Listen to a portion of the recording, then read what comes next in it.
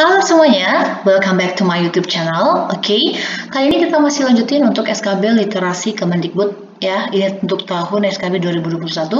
Untuk video-video sebelumnya, teman-teman bisa cek di video-video sebelumnya udah ada.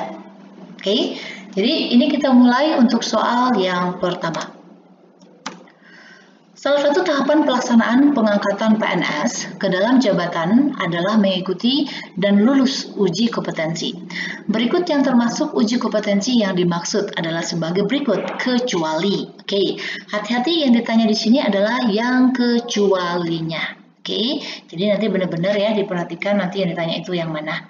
Oke, optionnya A. Kompetensi teknis, B. Kompetensi manajerial, C. Kompetensi kinerja, dan D. Kompetensi sosial kultural. Oke, kalau misalnya teman-teman ingin jawab dulu, bisa di-post dulu ya. Nanti di akhir bisa dihitung nih benarnya berapa. Ini soalnya ada 10. Oke, nih pembahasannya. Ini dari regulasinya ya, peraturannya ya. Peraturan Menteri Pendayagunaan Aparatur Negara dan Reformasi Birokrasi Republik Indonesia Nomor 42 Tahun 2018 tentang pengangkatan pegawai negeri sipil dalam jabatan fungsional melalui penyesuaian atau infasing. Jadi kalau misalnya teman-teman ingin baca lebih lanjut lagi apa isinya, nanti di-download aja ya. Oke. Nih pembahasannya. Jadi Pasal 6 ayat 1-nya di sini sebutin pelaksanaan uji kompetensi sebagaimana dimaksud dalam pasal 4 huruf C terdiri atas kompetensi teknis, berarti yang A benar. Kompetensi manajerial, yang B-nya benar.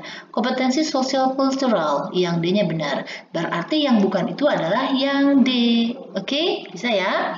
Lanjut lagi untuk soal yang kedua. Dalam pengangkatan PNS dalam jabatan fungsional oleh instansi pemerintah harus berdasarkan hal berikut ini, kecuali. Oke. A. Rekomendasi dari pembina, B. Kebutuhan jabatan fungsional, C. Peta jabatan, D. Rekomendasi rektor, E. Tersedia lowongan kebutuhan. Oke, jadi kalau pengen dijawab dulu, di-post lagi videonya ya. Oke, ini dia pembahasannya. Pengangkatan PNS dalam jabatan fungsional oleh instansi pemerintah berdasarkan rekomendasi dari siapa aja? Ini dia.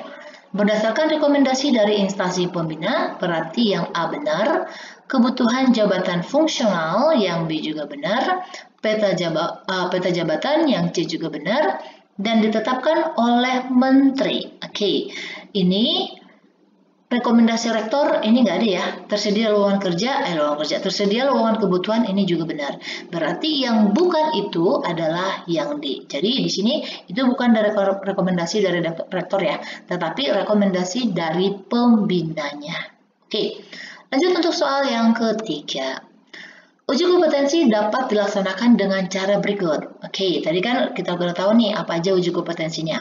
Sekarang itu dapat dilakukan dengan caranya gimana, gitu. Ini ditanya adalah yang kecuali. A. Uji tertulis, B. Metode yang ditetapkan oleh dekan, C. Uji praktek, D. Wawancara, dan E. Portofolio. Oke, pengen dijawab dulu? Di-post dulu videonya. Oke, ini dia pembahasannya. Uji kompetensi sebagaimana dimaksud pada ayat 1 dapat dilaksanakan paling kurang memenuhi paling kurang melalui portofolio. Portofolio berarti ada dan atau ujian tertulis atau uji tertulis ini benar, uji praktek ini juga benar, wawancara ini juga benar. Oke, yang D-nya metode lain yang ditetapkan oleh instansi pembina sesuai dengan kebutuhan bidang jabatan fungsional. Oke, di sini yang B ini adalah metode yang ditetapkan oleh dekan katanya. Berarti bukan ya, karena dekan itu bukan instansi pembinanya. Oke, berarti jawaban yang benar itu adalah yang B ya. Jadi yang salahnya itu yang B, bukan termasuk ke dalam uji kompetensinya. Oke, bukan begitu caranya. Oke, lanjut lagi untuk soal yang keempat. Klasifikasi jabatan fungsional adalah rumpun jabatan fungsional berdasarkan kesamaan. Oke, pengen dijawab dulu, nanti bisa di-post dulu ya. A. Fungsi, B. Kinerja, C. Karakteristik, D. Mekanisme, E. Karakteristik, mekanisme, dan pola kerja. Oke, ini dia pembahasannya. Ini sekarang peraturannya beda ya, nggak seperti yang tadi. Ini adalah peraturan Menteri Pendayagunaan Aparatur Reformasi Birokrasi Republik Indonesia nomor 13 tahun 2019. Ini tentang pengusulan, penetapan, dan pembinaan jabatan fungsional pegawai negeri sipil. Oke, ini pembahasannya. Jadi, klasifikasi jabatan fungsional adalah rumpun jabatan fungsional yang berdasarkan kesamaan. Karakteristik berarti terus mekanisme dan pola kerja. Oke, bukan satu-satu ya, tetapi ketiga-tiganya. Makanya ini jawabnya itu adalah yang E. Oke, lanjut lagi untuk soal yang kelima. Standar kompetensi jabatan yang harus dimiliki oleh ASN. Oke, ini jadi standarnya ya. Apa sih standar kompetensi yang harus dimiliki oleh seorang ASN gitu ya? Nah, ini dia. A. Pengetahuan, keterampilan, dan perilaku. B. Manajerial, kompetensi, dan perilaku. C. Sosial kultural, dan keterampilan. D. Pengetahuan dan perilaku. E. Manajerial, teknis, dan keterampilan. Oke. Jadi kalau teman-teman semuanya ingin dijawab dulu, bisa di-push dulu ya. Oke, lanjut lagi untuk soal yang, kita lihat dulu nih pembahasannya. Lanjut aja. Nih, untuk pembahasannya yaitu, nih, standar kompetensi jabatan aparatur sipil negara yang selanjutnya disebut dengan standar kompetensi ASN. Nih, yang standar kompetensi ASN adalah nih deskripsi pengetahuan, keterampilan, dan perilaku yang diperlukan oleh ASN atau aparatur sipil negara dalam melaksanakan tugas jabatan. Berarti yang benar itu adalah yang A-nya. Oke, gitu ya. Lanjut lagi untuk soal yang ke-6. Pengetahuan, keterampilan, dan sikap atau perilaku yang dapat diamati, diukur, dan dikembangkan yang spesifik berkaitan dengan bidang teknis jabatan. Itu disebut dengan kompetensi apa? A. Manajerial, B. Teknis, C. Sosial, D. Kultural, dan E. Sosial kultural. Oke, jadi teman-teman bisa di-pause dulu ya, supaya nanti bisa dihitung nih jawabannya yang benar itu berapa. Oke, ini dia.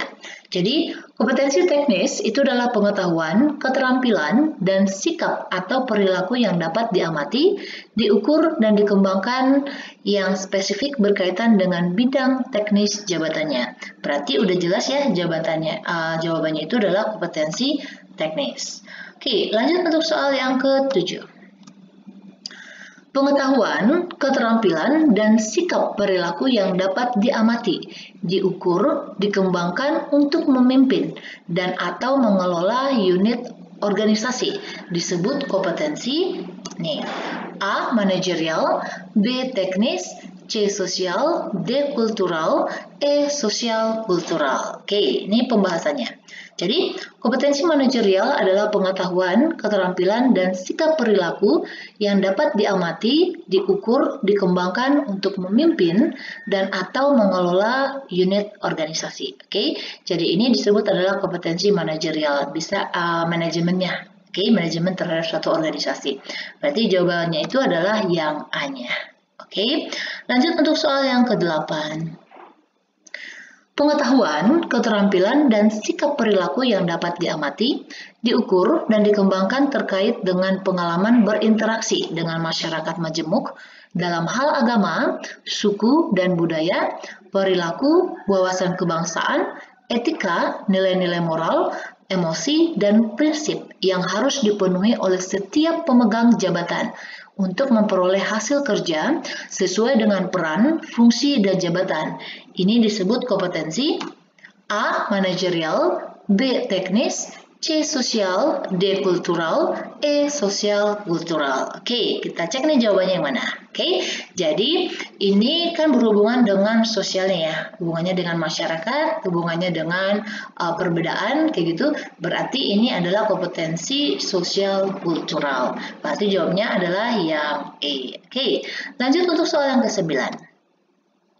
Jabatan fungsional memiliki tugas memberikan pelayanan fungsional yang berdasarkan kepada A. Keahlian, B. Keterampilan, C. Keahlian dan keterampilan, D. Keperluan, dan E. Kedudukan. Oke, ini dia pembahasannya. Jadi, jabatan fungsional memiliki tugas memberikan pelayanan fungsional yang berdasarkan kepada keahlian dan keterampilan tertentu. Berarti ini bukan cuma keahliannya aja dan juga bukan cuma keterampilannya aja, tetapi harus dua-duanya, yaitu keahlian dan keterampilannya. Jadi ini jawabannya itu adalah yang C. Oke, lanjut untuk soal yang terakhir, untuk soal yang ke-10. Berikut ini merupakan kriteria penetapan jabatan fungsional kecuali A. Fungsi dan tugasnya berkaitan dengan pelaksanaan dan fungsi instansi pemerintah.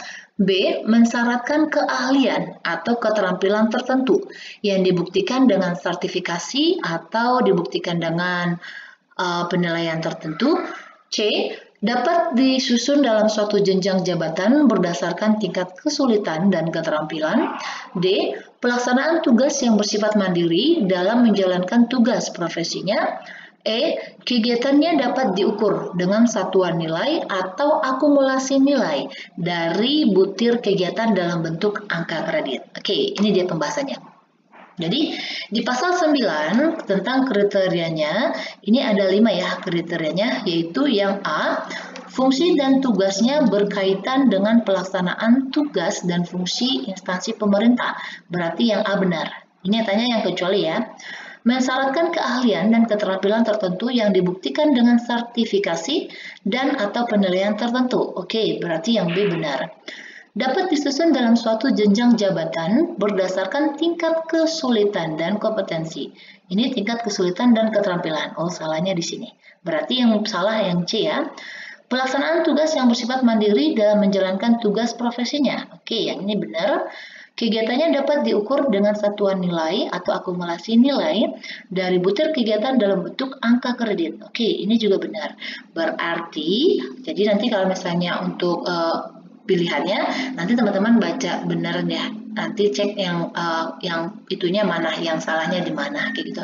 Berarti ini jelas jawabannya itu yang bukan termasuk kriteria penetapan jabatan fungsional, itu adalah yang C-nya. Oke, jadi demikian dulu untuk pembahasan soal ini SKB literasi Kemendikbudnya. Semoga teman-teman semuanya bisa kebantu. Oh iya, tadi benarnya berapa? Kayak gitu ya, bisa tulis di komen berapa benarnya. Oke, jadi kalau teman-teman cek lagi nih di video-video sebelumnya, itu juga ada video-video sebelumnya tentang SKB ya, nanti dicek aja. Tetap semangat ya untuk ujian SKB-nya. Oke, please jangan lupa subscribe dan jangan lupa di share dan like juga. Oke, demikian dulu. Terima kasih.